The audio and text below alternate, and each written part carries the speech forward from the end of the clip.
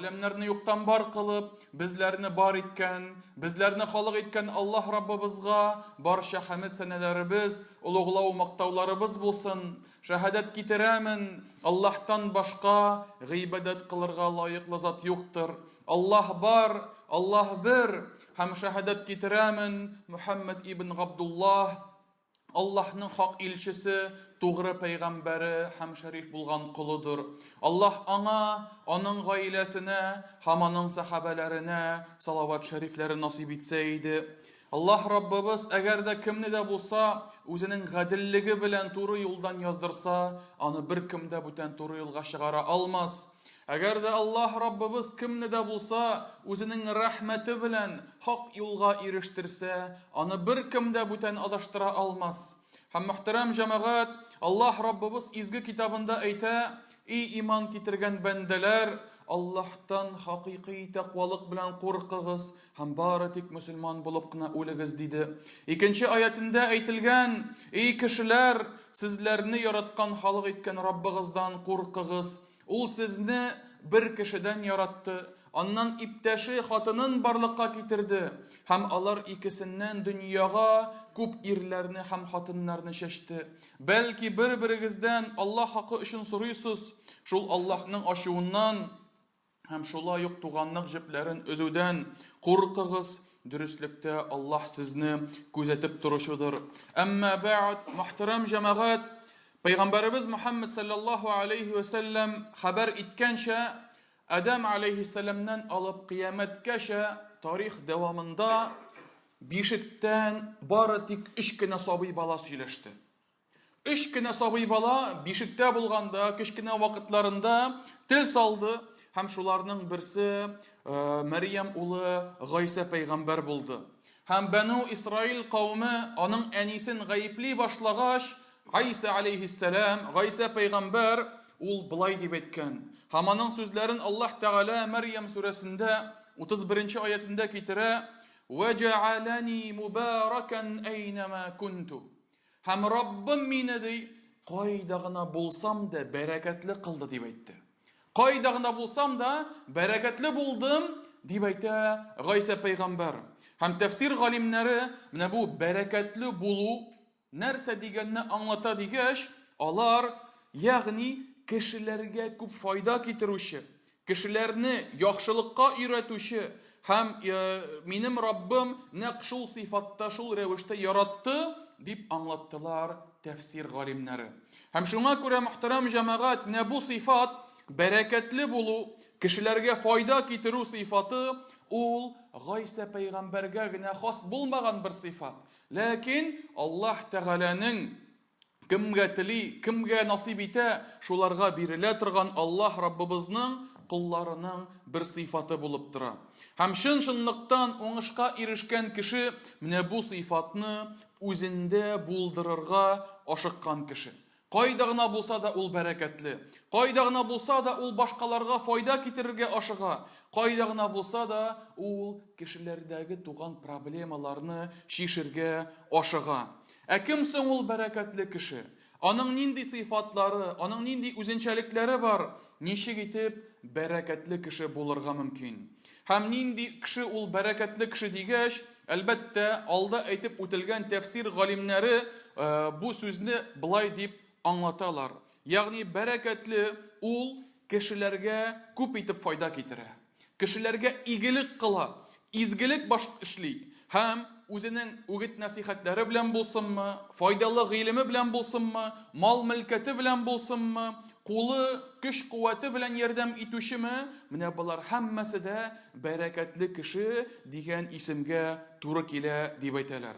Һәм әгәр дә кемнәр алар бәрәкәтле кешеләр? Ниндиләр алар бәрәкәтле кешеләр дип әгәр дә Коръәнгә күз салсак, мөхтәрәм җәмәгать, Коръәндә бәрәкәтле кешеләр турында бик күп кыйссалар табарбыз. Һәм бик күп хәбәрләр күрербез. Һәм әлбәттә, шушы изге кешеләр арасында, шушы бәрәкәтлеләр арасында иң зурлары һәм иң зур улуг урынны алып торучылары ул илчеләр һәм пәйгамбәрләр булдылар. Һәм шулар арасында Юсуф пәйгамбәр иде. Һәм аның әгәр дә кыссасын укып карасак, һәм күбегезнең ул кыссаны ишеткәнегез бардыр, аны золымлык белән төрмәгә яптылар, аны золымлык белән әти-әнисеннән аердылар, аны золымлык белән төрле ялалар тагып, аны инде мәсхәрә иттеләр, мыскылладылар, саттылар. Ләкин шулай да, мөхтәрәм җәмәгать, Юсуф пәйгамбәр күңеле белән төшми. Кайда гына булса да, ул кешеләргә изгелек тели.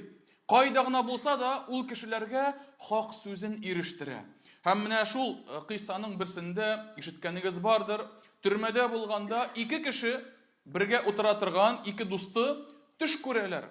Һәм Юсуф пәйгамбәр аларга ушбу төшне юрап бирә, һәм аларның икесен дә Аллаһка гына гыйбадәт кылырга, Аллаһка гына табынырга чакыра.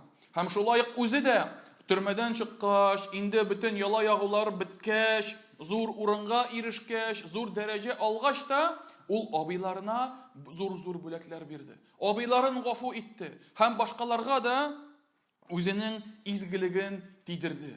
Менә шул булды, мөхтәрәм җәмәгать, Юсуф пәйгамбәр, һәм әлбәттә шушы сыйфатлары белән Юсуф пәйгамбәр бәрәкәтле кеше булганлыгын күрсәтә.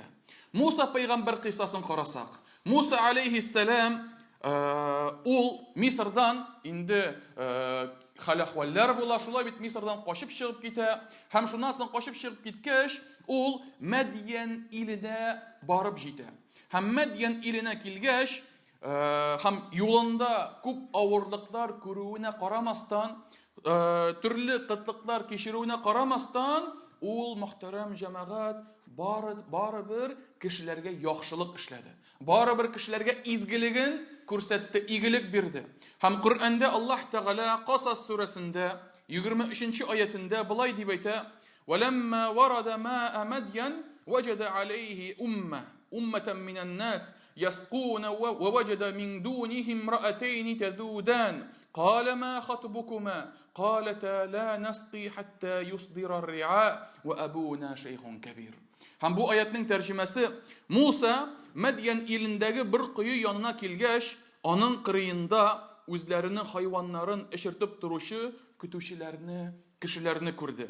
Һәм читтәрәк ике хатынның үз көтүләрен читтә тотып торуларын күрә.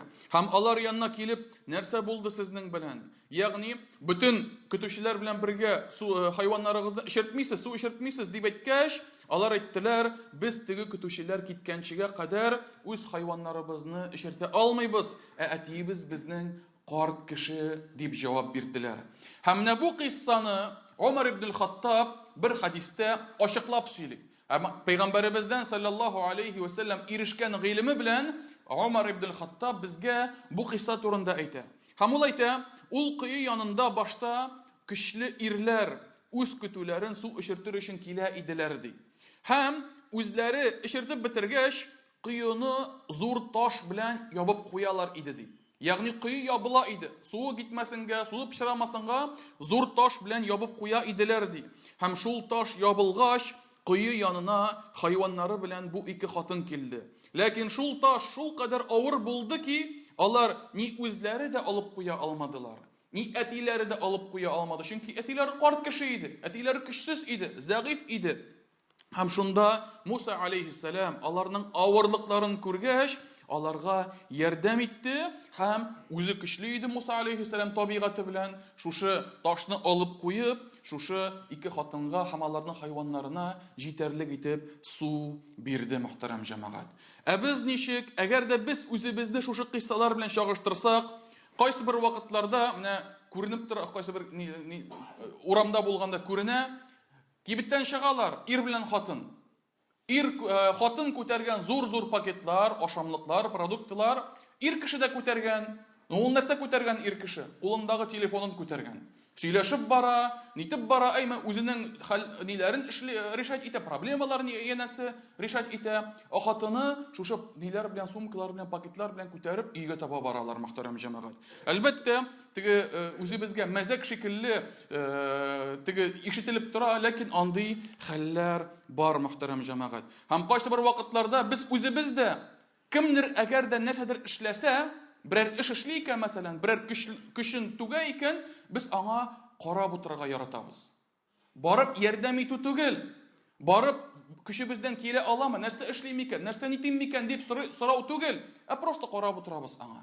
Һәм шуңа күрә әйтәләр бит теге, можно смотреть вечно на то, как течет вода, как горит огонь и как работает другой человек дип әйтәләр. Шулай бит? Һәм без мөхтәрәм җәмәгать, менә шул мәкалдәге шикелле, кайсы бер вакытларда башка кеше тырмаша эшли, без аңа карап утырып, аңа ярдәм итәргә ашыкмыйбыз, мөхтәрәм җәмәгать. Менә бу мисал, Коръәндә зикр ителгән мисал, ул Муса пәйгамбәрнең тормышыннан килеп чыккан бер гадәти бер мисал. Һәм Аллаһ Тәгалә Муса алейһиссәламның шушы сыйфатын мактап искә ала, һәм нәрсә ди? Һәм шушы кыссаны аның бәрәкәтле булганлыгы белән, аның игелекле булганлыгы белән искә ала Аллаһ Тәгалә Раббыбыз. Һәм шуңа күрә Муса алейһиссәлам Аллаһның яраткан кулларының берсе иде. Кайда гына булса да бәрәкәтле кеше булды. Яхшылыгы да башка кешеләргә тиде. Һәм шушы пәйгамбәрләр һәм илчеләр арасында, һәм бәрәкәтле кешеләр арасында иң зурысы, иң улуг булганысы ул Мухаммад саллаллаху алейхи ва саллям. Аның нинди бәрәкәтле, нинди игелекле кеше булганлыгын белергә теләсәгез, аның тормыш юлын укыгыз. Һәм аның изгелекләре, аның бәрәкәте янындагы дусларына, туганнарына гына түгел, хәтта аның дошманнарына да тиде. Аның якындагы булган кешеләренә генә түгел, хәтта ерактагы булган кешеләргә дә тиде. Аның хәтта әгәр дә пәйгамбәребезнең тормыш юлын укыган булсак, пәйгамбәребезнең хәтта кушаматын да белә алабыз. Пәйгамбәребезнең прозвищесы бар иде. Аны ничек атыйлар иде? Ас-садиқул амин. Тугры кеше, доверенный кеше, ышанычлы кеше. Ул сүзен бер кашанда бозмый. Ул сиңа бер кашанда хыянат күрсәтми. Шундый кушаматы иде аның, мөхтәрәм җәмәгать.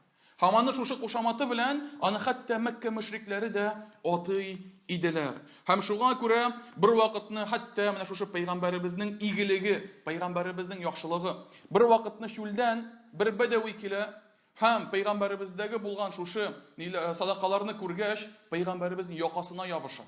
Якасына ябышкач дер селкетә. Һәм нәрсә ди? Эй Мөхәммәд ди, сиңа Аллаһ нәрсә бирде, миңа да бир шуны дип әйтә. Һәм шунда пәйгамбәребез саллаллаһу алейһи ва саллям үчендә кайтармады, әшәке сүзләр дә әйтмәде, нәрсә дип елмаеп, бирегез аңа дип кенә җавап бирде. Һәм пәйгамбәребезнең мөхтәрәм җәмәгать игелеге бу ишрактана түгел, бик күп ишракларда күренә иде. Һәм шул ишракларның берсе, мөхтәрәм җәмәгать, кичкенә генә сабый бер бала, йортында булган кошы.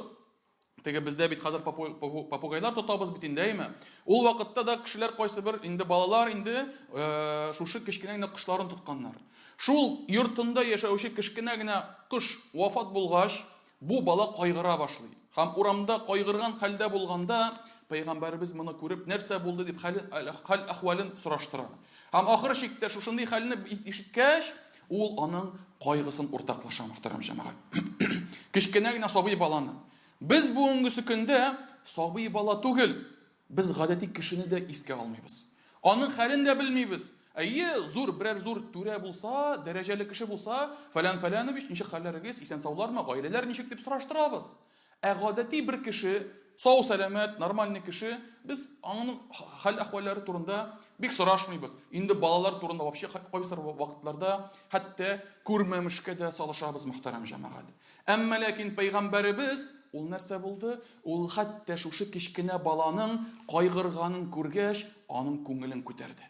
Аның хәл-әхвалларын сораштырды.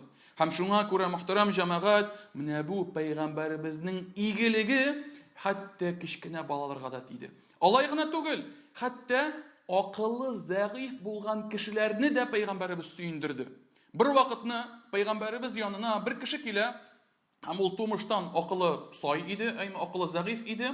Һәм пәйгамбәребезгә нәрсәдер сөйләгән булып, пәйгамбәребезнең кулыннан алып китте аны. Һәм пәйгамбәребез саллаллаһу алейһи ва саллям кулын тартып алмады. Бар әле, аптыратма әле, мине вакытым юк дип әйтмәде, мөхтәрәм җәмәгать. Шушы кешегә ияреп, Мәдинә урамнары буенча йөрде. Һәм теге кеше беренче булып кулын җибәргәнчегә хәтлек пәйгамбәребез аңа ияреп, аның күңелен күрде, мөхтәрәм җәмәгать. Һәм шуңа күрә Пәйгамбәребезнең игелеге кечкенә балаларга, авыру кешеләргә, хәтта хайваннарга да тия иде. Һәм шуңа күрә, мөхтәрәм җәмәгать, Пәйгамбәребезнең тормышын өйрәник. Аның нинди игелекле, нинди яхшы кеше икәнлеген белик, мөхтәрәм җәмәгать. Һәм үзебез дә шушы сыйфатларны үзебезгә кулланырга тырышыйк, мөхтәрәм җәмәгать. Пәйгамбәребезнең сахабалары да бик бәрәкәтле кешеләр иделәр. Бик тә игелекле кешеләр иделәр. Һәм шуларның берсе Пәйгамбәребезгә иң якын булган кеше Әбу Бәкр әс-Сиддиқ. Һәм бер вакытны Әбу Бәкр әс-Сиддиқның беләбез кызы Гайша Пәйгамбәребезнең хатыны иде. Һәм бер вакытны Пәйгамбәребез сәфәрдә булганда, сәфәрдә мөселманнар бар иде, сәфәрдә хатыны мөэминнәрнең анасы Гайша анабыз бар иде, һәм Әбу Бәкр бар иде. Һәм бер вакытны Пәйгамбәребез шушы туктагач, Гайша анабыз муенсасын югалта. Муенса, нигә муенга кия торган бер ожерелье. Югалта да шуны таба алмыйлар. Шунда Пәйгамбәребез эзләргә керешә. Аның әтисе Әбу Бәкр эзләргә керешә. Башка сахабалар эзләргә керешәләр. Һәм бер вакыт намаз вакыты килеп җитә. Сулар юк, тәһарәт алырга, эчәргә сулары юк. Нәрсә эшләргә хәзер? Ничек моннан хәзер чыгарга дигәндә, инде Аллаһ Тәгалә таяммум аятларын иңдерә. Һәм таяммум аятлары, мөхтәрәм җәмәгать, Пәйгамбәребез заманасыннан алып кыямәт көненә хәтлек һәрбер мөселманга җиңеллек рәвешендә бирелгән Аллаһ Тәгаләнең рәхмәте. Һәм шушы таяммум аятлары иңгәннән соң сахабаларның берсе Әбу Бәкргә килеп әйтә: "Эй Әбу Бәкр, бу сезнең гаиләгезнең бәрәкәте инде беренче тапкыр гына түгел" дип әйтә. Ягъни сезнең гаиләгезнең, кызың, үзеңнең бәрәкәтләре Коръәндәге шундый җиңеллек килүгә инде беренче тапкыр гына түгел дип әйтә. Күп тапкырлар булды инде дип шушы Әбу Бәкрне сөендерә, мөхтәрәм җәмәгать. Һәм галимнәребез дә, галимнәребезнең тормыш юлларына күз салсак, мөхтәрәм җәмәгать, алар турында, тормыш юлларында бик күп мактаулы сүзләр күрербез. Һәм аларның башка кешеләргә файда китереп яшәгәнлекләрен күрербез. Һәм галимнәрнең берсе Абдуллаһ ибн Мубарак, бик тә зур булган галим, хәдисләр белгече, фикх галиме иде, бик тәкъвалы кеше иде. Һәм аның тормыш юлы турында булай дип язылган: ул ди хак сүзле, ышанычлы, хәтере яхшы булган фикх белгече галим иде, күп изгелек кылучы һәм үзенә бик күп күркәм сыйфатларны туплаган кеше иде дип әйтәләр, мөхтәрәм җәмәгать. Аның изгелекләре хакында әле һаман да сөйлиләр, һаман да искә алалар, һәм аның хаҗга кешеләрне җибәрүләре, аның садака өләшүләре һәм башкаларга файда китерүләрен, мөхтәрәм җәмәгать, хәзердә китапларда искә алалар. Һәм шуңа күрә менә бу галимнәребезнең дә тормыш юллары, аларның тормышта, җәмгыятьтә үзләренә генә түгел, шәкертләренә генә түгел, тирә-ягында барлык кешеләргә дә файда китерүләрен, изгелек кылуларын, игелекле булуларын күрә алырбыз, мөхтәрәм җәмәгать. Һәм шуңа күрә Аллаһ Тәгалә аларны бәрәкәтле кылды. Без һаман да 21-нче гасырда, һиҗрәт буенча 15-нче гасырда һаман да аларның гыйлемен өйрәнәбез. Һаман да аларның файдасы безне җылытып тора, мөхтәрәм җәмәгать. Һәм шуңа күрә әгәр дә инде бәрәкәтле ничек булырга, бәрәкәтле булуның нинди юллары бар дип сорасагыз, мөхтәрәм җәмәгать, инде берничә сәбәбен искә алып үтәсем килә. Ягъни, ничек иттереп бәрәкәтле булырга теләсәң, шушы эшләрне эшләргә тиешсең дигән сәбәпләрне әйтеп үтәсем килә. Һәм инде беренчесе, әлбәттә, иң мөһиме һәм иң зурысы эшләгән эшеңне Аллаһ ризалыгы өчен башкару. Ихластан башкару. Кемдер күрсен, кемгәдер ошыйм, гәҗиттә язсыннар, телевизордан күрсәтсеннәр, пиар ясасыннар, реклама булсын дип түгел, мөхтәрәм җәмәгать. Юк. Әгәр дә кеше изгелеген менә шушы пиар өчен, реклама өчен, башкалар мактасыннар өчен дип эшли икән, ул эшнең бер файдасы да юк. Капма каршы, файдасы түгел, әҗр савабы түгел, гөнаһысы гына булачак, мөхтәрәм җәмәгать. Риялы гамәл ул гадәти гөнаһ түгел, ул зур гөнаһ. Кеше үтерү белән, хәмер эчү белән, зина кылу белән бер рәттән, бер нишекелле тигез булган зур гөнаһ булып тора. Риялы гамәл. Һәм шуңа күрә нинди генә изгелек эшләмик, кемгә генә файда китермик, безнең баш өстебездә иң беренче ният я Раббым, син риза булсаң иде. Я Раббым, син әҗр савапларын насип әйләсәң иде. Башкалар күрмәскә мөмкиннәр, мөхтәрәм җәмәгать. Башкалар ишетмәскә мөмкиннәр. Бәлки сиңа ярдәм иткән кеше, бәлки үзе дә белмәгәндер ул син ярдәм иткәнлегеңне. Ләкин бу хакта Аллаһ Тәгалә белде. Бу хакта Аллаһ Тәгалә ишетте. Моны Аллаһ Тәгалә күрде, мөхтәрәм җәмәгать. Һәм шуңа күрә баш өстебездә иң беренче менә шушы ихласлык булса иде. Икенче сәбәбе, мөхтәрәм җәмәгать, изгелек эшләргә юллары бик күп. Әгәр дә үзеңнең кулыңнан нәрсә килә икән, үзең нинди эштә үзең оста булсаң, менә шул эшеңне эшлә. Кешеләр швейцарский нож шикелле була алмыйлар. Кайда гына барса да бөтен җирендә эше кулыннан килә. Андый була алмый кеше, мөхтәрәм җәмәгать.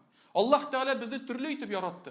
Кемгәдер көч-куәт бирде, кемнеңдер тәне көчле, кемнеңдер бие көчле, башы бик яхшы уйлый, кемнеңдер хәтере бик яхшы, кемнеңдер сату алуда башы бик каты эшли, һәм инде мал-мөлкәте бик күп. Без төрлеләр, мөхтәрәм җәмәгать. Аллаһ Тәгалә безне шулай яратты. Әмма ләкин әгәр дә син нинди дә булса эштә яхшы һәм оста, профессиональ дәрәҗәгә җиткәнсең икән, менә шул өлкәдә башкаларга файда күрсәт. Менә шул өлкәдә башкаларга игелеклек күрсәт, мөхтәрәм җәмәгать. Һәм шуңа күрә Аллаһ Тәгалә Раббыбыз да шул вакытта әҗр савапларын мулдан насыйп итер. Өченчесе, мөхтәрәм җәмәгать, изге кешеләрнең тормыш юлларын укып, үзебезгә гыйбрәт алырга тиешбез. Һәм ул изге кешеләр арасында әлбәттә пәйгамбәрләр, илчеләр иде. Алар зур дәрәҗәгә ия иделәр. Һәм Аллаһ Тәгалә Ан'ам сүрәсенең 90-нчы аятында әйтә: "Улаикаллазина хадаллаһ фабихудаху муqtadih" дип әйтә. Алар ди, ягъни илчеләр һәм пәйгамбәрләр, аларны Аллаһ Тәгалә туры юл белән алып барды. Син дә аларның туры юллары белән бергә бар дип әйтә Аллаһ Тәгалә пәйгамбәребезгә, аннан соң инде безгә дә пәйгамбәребез өммәтенә. Һәм шуңа күрә изге кешеләрнең тормыш юллары, аларның ничек яшәгәнлекләре, аларның ничек итеп башкаларга файда китергәнлекләре ул безгә үрнәк булып тора, мөхтәрәм җәмәгать. Һәм шуңа күрә алар нинди казанышлар алган булсалар, алар ничек итеп бәрәкәткә ирешкән булсалар, без дә иншаллаһ шул вакытта алар кебек булырбыз. Дүртенчесе исә ул начар әдәп әхлакка ия булган кеше кайда гына булмасын бәрәкәткә ирешми. Йөзен җимереп йөреп, караңгы йөз белән, авызы бүселгән рәвештә йөрүче кешене беркем дә яратмый. Беркем дә аннан яхшылык көтми, мөхтәрәм җәмәгать. Һәм шуңа күрә битебездә, йөзебездә, һәм тәнебездә, гомумән телебездә күркәм әдәп әхлак булырга тиеш. Күркәм сыйфатлар булырга тиеш. Һәм шул вакытта бу безне игелеккә һәм бәрәкәткә китерер, мөхтәрәм җәмәгать. Әгәр дә йөзебез якты булса, телебез матур булса, үзебез сабырлы һәм хикмәтле булсак, һичшиксез бәрәкәткә ирешербез. Һәм соңгысы, мөхтәрәм җәмәгать, ул да булса, һәр вакыт Аллаһ Тәгаләдән дуга кылып сорарга тиешбез. Эй Раббым, мине бәрәкәтле кылсаң иде, башкаларга ярдәм итүгә мине сәбәпче итеп кылсаң иде, дип Аллаһ Тәгаләдән дуга кылып сорарга, ялварырга тиешбез. Чөнки Аллаһ Тәгалә Раббыбыз безнең йөрәкләребезне үзгәртүче. Аллаһ Тәгалә Раббыбыз безне туры юлда нык кылучы. Һәм Аллаһ Раббыбыз әгәр тәүфиq һәм һидаят бирсә, ул вакытта үзебез дә бәхетле булырбыз, һәм башкаларны да бәхетле итәрбез. Аллаһ Раббыбыз безне кайда гына булсак та бәрәкәтле кылса иде, башкаларга игелек кылырга һәммәбезгә дә насип итсә иде, һәм барыбыз да Аллаһ рәхмәтенә ия булсак иде. Амин. Aqulu ma tasma'un wa astaghfirullaha li wa lakum wa li sa'iril muslimina min kulli dhanb fastaghfiruhu innahu huwal ghafurur rahim.